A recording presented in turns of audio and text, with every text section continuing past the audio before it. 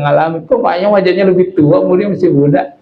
Cek, jangan-jangan memaafkannya terlalu sulit, gitu ya. Jadi mudah-mudahan kita walaupun umur terus bertambah, lebih tua, lihat wajah segar terus, muda terus, karena bisa memaafkan. Nih, iya nih kayak Ustaz nih, ceria terus, gampang memaafkan. Pak RT apa lagi? Kesannya kelamaan. Kalau yang lebih, makanya ada hadis jangan lebih dari 3 hari kalau ngambek. Kalau dari 3 hari udah jeda, gimana caranya itu ya. Nah, ini ada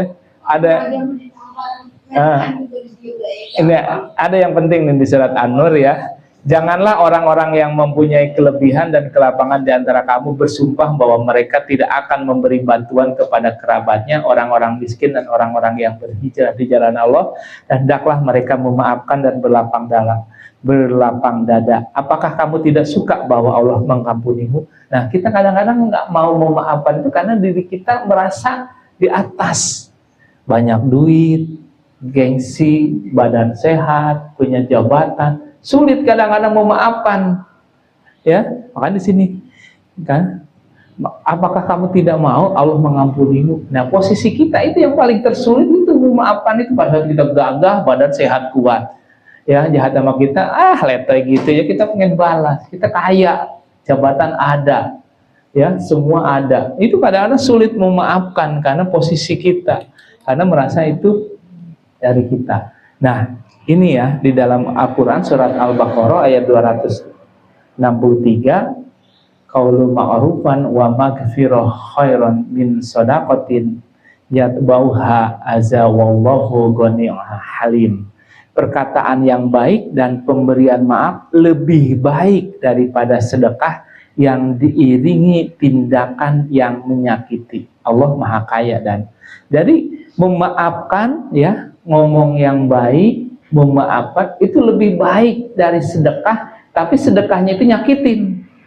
Nah, jadi nilainya, derajatnya itu memaaf itu lebih baik. Kita banyak memberi, tapi memberinya nyakitin. Nih gue beri, lu kalau nggak beri lu susah lu makan. Jangan kayak gitu.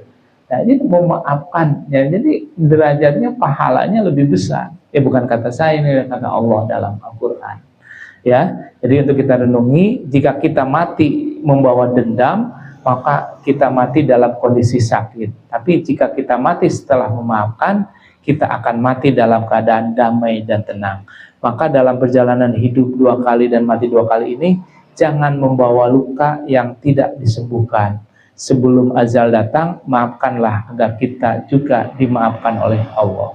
Nah, jadi kesimpulannya bahwa kita di dalam perjalanan hidup kita, umur ini adalah perjalanan, sedangkan kematian adalah kepastian.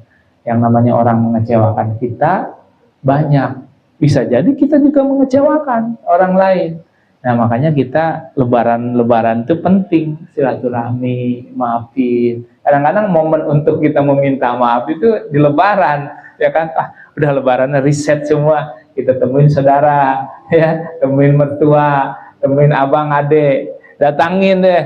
Lebaran setahun sekali kan, itu teman-teman kita masih kesel, ya, kadang-kadang ya sulit, ya, makanya itu apalagi Pak RT, ya, kita ada, ya, itu yang membuat kita tidak bahagia, itu satu-satunya yang lebih dominan pada diri kita, kesulitan kita memaafkan, ya, kesulitan kita memaafkan, kesulitan kita memberi, ya, makanya ini penting, ini kajian-kajian ini banyak ya, jadi memang penting bahwa di dalam ilmu tasyawuf itu salah satu makom yang pertama itu taubat. Taubat itu mengakui bahwa kita banyak salah.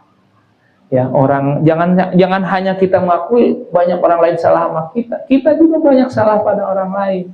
Jadi bisa jadi sebetulnya kalau kita renungi, orang lain berbuat jahat sama kita, bisa jadi jahat sama pada orang lain kita nggak pernah ngaku. Ya, kan semua atas izin Allah. Yang namanya keburukan dan kebaikan semua izin Allah. Nah, kita kalau nggak dijahati, nggak ditipu, kita kadang-kadang nggak sadar. Ya, makanya itu penting kita tafakur, ya, penting kita muhasabah. Jadi kita sama-sama penting. Memang di Al-Quran itu lengkap semuanya ya, ada semua. Jadi apa yang alami sama kita itu semua ada ya, karena di sini lengkap, ini 14 abad yang lalu ya, di Al-Quran, hadis juga banyak ya, kitab-kitab tasawuf juga ada. Jadi karena udah siang, jadi saya lebih banyak kalau mengaji tentang itu ya, tentang muhasabah, tentang tafakur, ilmu fikih, ilmu tasawuf ya, dan ilmu ikhlas. Kayak ilmu ikhlas, kita berbuat baik, memberi, kan dapat pahala. Tapi begitu kita dikecewain, kita ukit, kita sebut, hilang tuh pahala. Bukan kata saya, kata Al-Quran di dalam surat Al-Baqarah ayat 264. Jadi jangan mengungkit kebaikan. Makanya sulit tuh kalau kita dikecewain, dihina sama orang yang pernah kita berbuat baik, apa respon kita? Ngungkit. Nah, biasanya ngungkit ya. Pengalaman pribadi juga kadang begitu. Kita udah berbuat baik, kita dikecewain, dihina, diungkit. Nah, ngungkitnya itu menghilangkan pahala. Diungkit ya. Bangga kita ngungkit. Kenapa diungkit? Biar dia tahu. Padahal jangan. Kalau nggak dikasih tahu, dia nggak tahu-tahu. Wah, itulah yang terberat itu ibadah itu, kita itu berbuat kebaikan yang menghapus diri kita, bukan orang lain ya. Jadi makanya penting kita ikhlas itu ya. Ya itulah kajian hari ini tentang pentingnya kita punya kemampuan memaafkan. Jadi kemampuan memaafkan itu karena terus menerus ya, karena kita keinginan tiap hari terus menerus, keinginan nggak dipenuhi. Jadi puncak dari keinginan, harapan adalah kalau nggak tercapai adalah kekecewaan. Nah, kekecewaan itu ya harus kita maafkan. Termasuk ya orang yang berbisnis, berdagang, bertani, semuanya deh itu akan mengalami yang namanya kekecewaan, didustai, dibohongi, dan itu sebetulnya ujian supaya kita lebih sabar, lebih pasrah, lebih tawakal kepada Allah. Kalau nggak diuji, nggak tahu kita sabar kita, tawakal kita nggak tahu. Kalau udah diuji kan tawakal kita, sakit diuji, nggak bisa gerak, ini makan ini salah, makan itu salah, makan makanan halal. Kalau yang haram udah jelas kita nggak boleh, yang halal pun kadang-kadang nggak boleh. Kan kita kadang-kadang kepengen halal nggak boleh, sama dokter ya kan.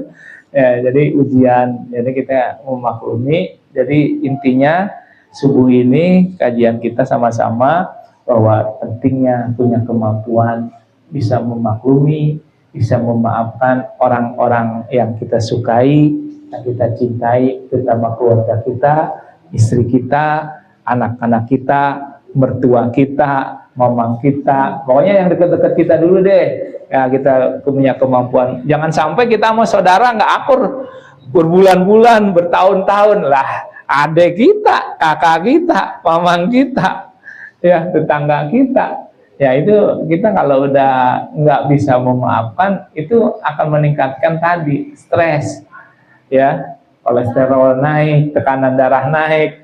Jadi jangan nyalahin makanan mulu, tekanan darah naik gara-gara makan daging kambing. Bisa jadi itu kemampuan memaafkan kita masih ada di dalam hati ya. Jadi memang semua dikendalikan oleh hati. Jadi hati kita sebagai raja untuk tubuh kita. Kalau di dalam hati kita ada rasa senang ya, rasa bahagia, nggak ada rasa kesel, itu akan mempengaruhi peredaran darah kita. Ya, itu kita akan memahami kalau kita renungi. Nih, cek di dalam diri kita, apakah ada 1, 2 orang, 3 orang yang kita kesalin sampai sekarang? Masih ada, segera maafi.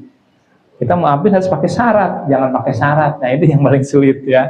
Jadi mohon maaf, sekali lagi, mudah-mudahan saya sendiri bisa memaafkan siapapun, ya terutama orang terdekat, teman, siapapun, karena kita bisa berbuat baik karena dimudahkan oleh Allah, ya.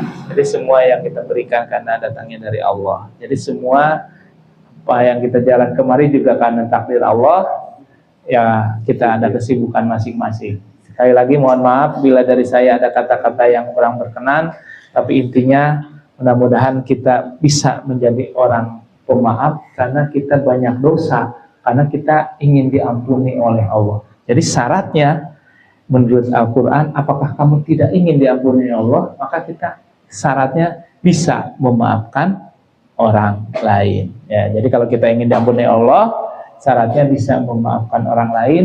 Jangan sampai apalagi saudara gara-gara warisan nggak mau maafin, gara-gara mantan nggak mau maafin dan lain sebagainya. Banyak dah ya.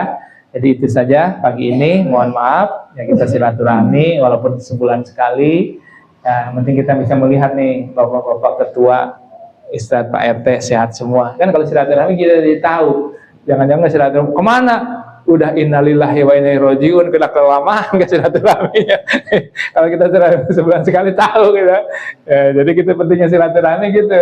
Ya, bisa jadi sebulan sekali kan udah innalillahi wa inna ilaihi rajiun. Ya itu jadi kalau udah innalillahi wa inna ilaihi rajiun, kan itu kepastian.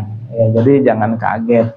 Ya, jadi gitu. Jadi secara hakikat itu semua karena izin Allah, tapi secara syariat harus dijelaskan. Kenapa meninggalnya? Oh, sakit stroke, sakit jantung, kesel kan bisa aja. Jadi itu saja. Mohon maaf panjang kalam. Billahi taufiq wal hidayah. Wassalamualaikum warahmatullahi wabarakatuh.